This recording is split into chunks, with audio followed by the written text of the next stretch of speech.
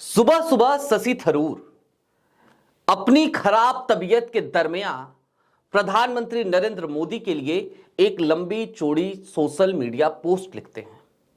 लेकिन उसी दिन थोड़ी देर बाद शुरू होने वाली कांग्रेस की एक ऐसी महत्वपूर्ण बैठक जिसमें उनको बुलाया गया था, वहां पर वो नहीं पहुंचते और तबीयत खराब होने का हवाला दे देते हैं। सनद रहे कि शशि थरूर इस घटना के ठीक एक दिन पहले देर शाम तक एक ऐसी जगह पर भी मौजूद थे जहां वो बड़े चाव के साथ प्रधानमंत्री नरेंद्र मोदी को सुन रहे थे। इंडियन एक्सप्रेस ग्रुप का एक कार्यक्रम था, रामनाथ गोयनका व्याख्यान माला के 6वें सत्र को प्रधानमंत्री नरेंद्र मोदी संबोधित कर रहे थे।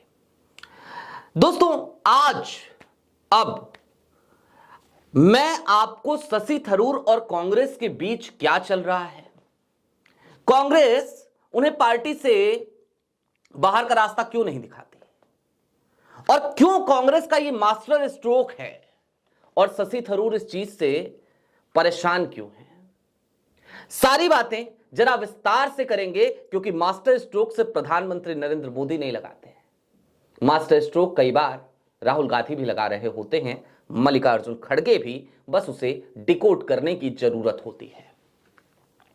नमस्कार, मैं स्वप्निल और आप मुद्दा देख रहे हैं। दोस्तों, आगे बढ़ें उससे पहले वही छोटी सी अपील। मुद्दा इन दिनों एक गंभीर आर्थिक संकट से जूझ रहा है। एक तरफ हमारे मेन बैंक अकाउंट फ्रीज चल रहे हैं, तो दूसरी तरफ हमारे 2.5 साल पुराने चैनल को हमसे लंबे समय तक छीन कर रखा गया था। हालांकि सत्य की जीत हुई, वो चैनल हमारे पास वापस लौट आया, लेकिन रेवेन्यू पर काफी बुरा इस बीच में असर इसकी वजह से भी पड़ा, जिसकी वजह से डे टू डे ऑपरेशंस में मुद्दा को काफी मुश्किलों का सामना करना पड़ता है। ऐसे में आपसे गुजारिश है, यदि आप चाहें, यदि आप सक्षम हो, तो मुद्दा की छोटी छोटी मदद जरूर कीजिएगा। इसके लिए आप स्क्रीन पर दिख रहे QR कोड या फिर के नीचे दिख रहे UPI नंबर का इस्तेमाल कर सकते हैं। अब आगे बढ़ते हैं। दोस्तों, शशि थरूर ने कल की तारीख में जो पोस्ट किया था, जाहिर सी बात है अंग्रेजी में था वो पोस्ट, तो मैं उसका हिंदी अनुवाद आपको पहले बता देता हूं, फिर आपको 2015 से लेकर 2025 यानी बीते एक दशक में शशि थरूर कैसे कांग्रेस से दूर होते चले गए, सारी बातें जरा विस्तार से करेंगे।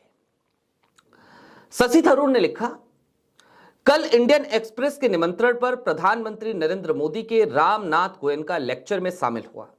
उन्होंने विकास के लिए भारत की रचनात्मक अधीरता पर बात की और उपनिवेशवाद विरोधी मानसिकता पर जोर दिया। देसी की जो बात की थी प्रधानमंत्री ने इस बात पर जोर दिया कि भारत अब सिर्फ एक उभरता हुआ बाजार नहीं, बल्कि दुनिया के लिए उभरता हुआ मॉडल है और इसके आर्थिक लचीलेपन का भी जिक्र किया। प्रधानमंत्री मोदी ने कहा कि उन पर हमेशा चुनावी मूड में रहने का आरोप लगाया जाता रहा है, लेकिन असल में वे लोगों की समस्याओं के समाधान के लिए भावनात्मक मूड में थे। भाषण का एक अहम हिस्सा मैकाले की 200 साल पुरानी गुलामी मानसिकता की विरासत को पलटने पर केंद्रित था। प्रधानमंत्री मोदी ने भारत की विरासत, भाषाओं और ज्ञान प्रणालियों में गौरव की पुनर्स्थापना के लिए 10 साल के राष्ट्रीय मिशन की अपील की। काश उन्होंने यह भी स्वीकार किया होता कि कैसे रामनाथ गोयनका ने भारतीय राष्ट्रवाद की आवाज उठाने के लिए अंग्रेजी का इस्तेमाल किया था। बस इतनी सी शिकायत थी शशि थरूर की, बाकी आपने तारीफ के सारे पुलिंदे पढ़ लिए। अब देखिए असली तारीफ। कुल मिलाकर प्रधानमंत्री के संबोधन ने एक आर्थिक दृष्टिकोण और एक सांस्कृतिक आह्वान दोनों का काम किया, जिसमें राष्ट्र को प्रगति के लिए तत्पर रहने का आग्रह किया गया। बुरी तरह सर्दी खांसी से जूझने के बावजूद दर्शकों के बीच उपस्थित रहकर खुशी हुई। शशि थरूर,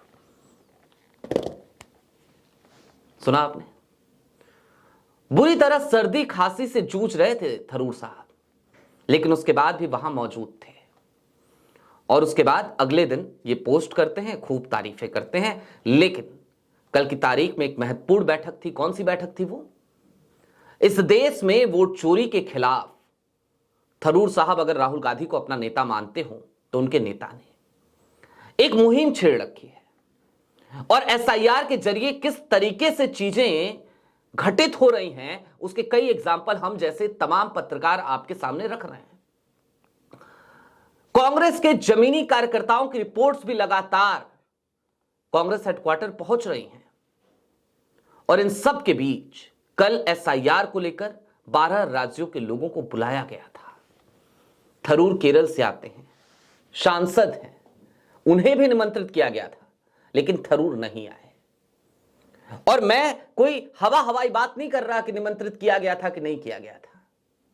कल की तारीख में एक और सज्जन है, हालांकि मैं उनकी कभी तारीफ नहीं करता, हमेशा उनके कहानी खींचता हूं, केसी वेणुगोपाल। तो उनसे पूछ लिया मीडिया वालों ने कि भाई थरूर साहब नहीं आए, तो उन्होंने कहा कि हमने निमंत्रित किया था, पता नहीं क्यों नहीं आए। उस समय तक थरूर ने कांग्रेस को यह भी नहीं बताया था कि मैं क्यों नहीं आ रहा हूं। जब वेणुगोपाल का यह बयान आया तो उसके बाद से थरूर के कार्यालय की तरफ से मीडिया को बताया गया, इत्तला की गई सूत्रों के हवाले से। सूत्र चलते हैं ना आजकल, चुनाव आयोग सूत्र, पीएमओ कार्यालय सूत्र, सब तो सोर्सेज के हवाले से चल रहे हैं। तो सूत्रों के हवाले से बताया गया कि उनकी तबीयत खराब है इसलिए नहीं आए। अरे तबीयत खराब है तो आप सुबह भी लिख रहे थे, तो साहब पहले ही बता देते कि मैं इसलिए नहीं आ रहा हूं। कम से कम वेणुगोपाल चाहे जैसे भी हो इंसान हो, लेकिन कम से कम ये तो नहीं कहते, आप ही के राज्य से आते हैं, इतना तो नहीं करते कि कह देते हमने बुलाया था लेकिन वो नहीं आए। वो कुछ भी बोल जाते, दाएं बाएं घुमा जाते। लेकिन खैर, ये सीधी लड़ाई। दोस्तों, थरूर कोई आज या कल की तारीख से अलग राह नहीं पकड़े हुए हैं। उनकी और प्रधानमंत्री नरेंद्र मोदी की राह लगभग एक जैसी है और उनके दोस्त प्रधानमंत्री के, उनके साथ कैसा रिश्ता रहा है शशि थरूर का, इसको एक बार फिर याद करने की जरूरत है। और इसके साथ ही साथ प्रधानमंत्री के जिस दोस्त का मैं जिक्र कर रहा हूं, उससे राहुल गांधी का कैसा रिश्ता है, यह आप सब जानते हैं। मैं बात गौतम अडानी की कर रहा हूं।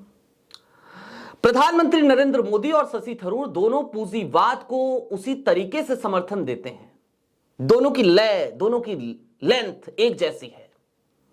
लेकिन राहुल गांधी वो इस समाज के अंतिम पंक्ति में खड़े व्यक्ति के हाथों में भी ताकत देना चाहते हैं। वो उद्योगपतियों के खिलाफ नहीं है, लेकिन वो क्रोनी कैपिटलिज्म के खिलाफ है। किसी एक ही उद्योगपति के पास सारी ताकत आ जाए, इस चीज के खिलाफ है। लेकिन शशि थरूर को इस बात से कोई फर्क नहीं पड़ता। मैं आपको कुछ ट्वीट्स दिखाता हूं, बारी बारी से देखिए। 5/12/2015, 5 दिसंबर 2015 का एक ट्वीट है। Post inauguration Gautam Adani, I like a man who enjoys a hearty laugh but he is deadly serious about Vizhinjam port. Inauguration हुआ था विजिंगम पोर्ट का। उसके बाद शशि थरूर लिखते हैं कि मैं ऐसे आदमी को बहुत पसंद करता हूं जो दिल से हंसता है, लेकिन वो बहुत सीरियस भी हैं विजिंगम पोर्ट के बारे में। ये अडानी साहब के लिए लिखते हैं। कौन? थरूर साहब। 2015। इससे पहले, receiving Karan Adani at my home in Thiruvananthapuram to discuss Vizhinjam port and outside the state assembly after MTG, Oommen Chandy को टैग करते हुए लिखते हैं। ये 2015 की पोस्ट है। आप देखिए, करण अडानी आते हैं त्रिवंतपुरम में शशि थरूर के घर पे, और उसके बाद वो थरूर साहब उनको लेके जाते हैं ओमान चांडी के पास। मुख्यमंत्री हुआ करते थे उस समय ओमान चांडी। कुल मिलाकर थरूर साहब आज से नहीं, शुरू से ही अडानी साहब के साथी संगी बने रहे। थरूर साहब आज की तारीख में मोदी जी की कोई पहली बार तारीफ नहीं कर रहे थे, बीते कुछ दिनों से लगातार तारीफ कर रहे हैं। लेकिन कांग्रेस, सवाल अब मूल सवाल पे आते हैं, कांग्रेस उनको बाहर का रास्ता क्यों नहीं दिखाती? ऐसा क्या है कि कांग्रेस शांत है? लोग कहते हैं ज्यादा लोकतांत्रिक है इसलिए शांत है। नहीं नहीं नहीं, ये एक मास्टर स्ट्रोक है, कांग्रेस का मास्टर स्ट्रोक इसे कहा जा सकता है। मैंने कई लोगों से बात करी कल की तारीख में, मैंने कहा अब तो ज्यादा ही हो रहा है, इतनी महत्वपूर्ण बैठक है फिर भी नहीं आ रहे हैं और फिर भी आप लोग शांत हैं। तो बहुत सारे लोगों ने तो कुछ नहीं बोला, लेकिन एक सज्जन है, अक्सर आप उनको कांग्रेस के हेडक्वार्टर में प्रेस कॉन्फ्रेंसेस करते देखते हैं, मैं नाम नहीं लूंगा। और जब भी मैं ऐसा कहता हूं मैं नाम नहीं लूंगा, लोग पवन खेरा समझ लेते हैं, तो मैं बता दूं वो पवन खेरा नहीं है। खैर, खेरा साहब से तो बात हुए काफी समय हो गया, खेरा साहब शायद मुझसे नाराज चल रहे हैं इस समय। खैर, नाराज कोई भी हो, कांग्रेस के लोग हों, उससे फर्क नहीं पड़ता। भारतीय जनता पार्टी वाले नाराज रहते हैं, ये कांग्रेस के भी बहुत सारे नेता मुझसे नाराज रहते हैं, ये आपकी जानकारी के लिए बता दूं। और ऐसा इसलिए भी है क्योंकि कई बार कांग्रेस की ठीक ठाक आलोचना हम करते हैं, और इसके पीछे कारण भी है। भाई, सत्ता पक्ष के खिलाफ तो हम लड़ रहे हैं, लेकिन विपक्ष को जब देखते हैं कि वो सही तरीके से काम नहीं कर रहा, तो फिर हमें लगता है कि अगर विपक्ष सही से काम नहीं करेगा तो फिर लोकतंत्र की ये लड़ाई कमजोर पड़ जाएगी। हम यहां पर कांग्रेस के लिए नहीं लड़ रहे हैं, हम यहां पर समाजवादी पार्टी के लिए नहीं लड़ रहे हैं, हम यहां पे किसी और राजनीतिक दल के नहीं लड़ रहे हैं। अकाउंट्स फ्रीज हो जाते हैं, चैनल उड़ा दिए जाते हैं, उसके बाद भी हम बोलना जारी रखते हैं, संघर्ष करते हैं। कई बार कई आर्थिक समस्याएं आ जाती हैं, फिर भी संघर्ष करते हैं। क्यों करते हैं? क्योंकि हम इस देश के उस लोकतंत्र के लिए लड़ रहे हैं जो गांधी और नेहरू की विरासत है, नेहरू की विरासत। तो दोस्तों, खैर, कांग्रेस शशि थरूर को इसलिए किनारे नहीं कर रही, जो सज्जन ने हमें बताया, कांग्रेस के एक अच्छे नेता हैं वो, उन्होंने कहा कि भाई किनारे कर दिया जाए अगर स्वप्निल, तो एक बात बताइए होगा क्या? विक्टिम कार्ड खेला जाएगा। तो विक्टिम कार्ड शशि थरूर ना खेल पाए, इसलिए कांग्रेस उनको बाहर निकालेगी ही नहीं, और जब बाहर ही नहीं निकालेगी तो विक्टिम कार्ड खेल नहीं पाएंगे। दूसरा, उन्होंने एक और बहुत महत्वपूर्ण बात कही। उन्होंने कहा कि आपको क्या लगता है थरूर कितने काम के हैं भारतीय जनता पार्टी के लिए, और कब तक काम के हैं भारतीय जनता पार्टी के लिए?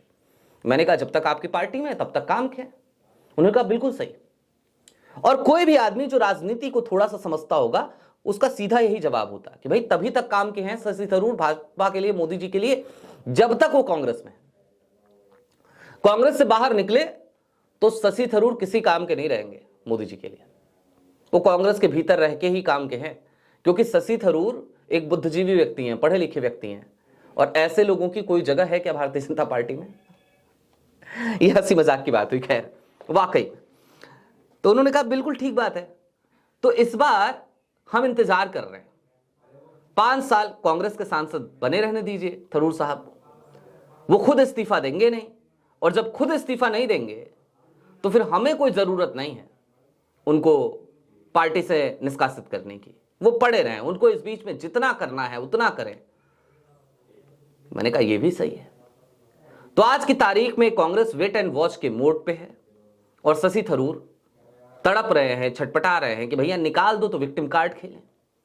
वो मोदी जी की जो अक्सर तारीफ कर देते हैं, इस तरीके की जो हरकतें कर देते हैं, इन सब के पीछे कारण यही है कि भैया कांग्रेस हमको निकाल दे, और कांग्रेस कह रही है हम निकालेंगे नहीं।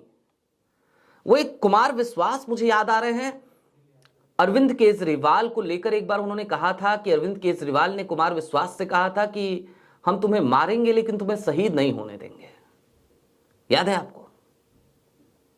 बहुत वायरल हुआ था वो वक्तव्य कुमार विश्वास का। तो आज की तारीख में कांग्रेस उसी मोड पे है कि हम शशि थरूर को मारेंगे लेकिन शहीद नहीं होने देंगे। मारने का मतलब उनकी राजनीतिक जो जीवन है उसको तो जरूर समाप्त करेंगे, लेकिन इस तरीके से समाप्त नहीं करेंगे कि आप विक्टिम कार्ड खेल सको। समझ गए आप? यही है कांग्रेस का फिलहाल शशि थरूर जैसे लोगों को लेकर मास्टर स्ट्रोक। फिलहाल अभी के लिए दीजिए इजाजत। चलते चलते फिर वही अपील, चैनल पर नए हो तो सब्सक्राइब करते हुए जाइएगा।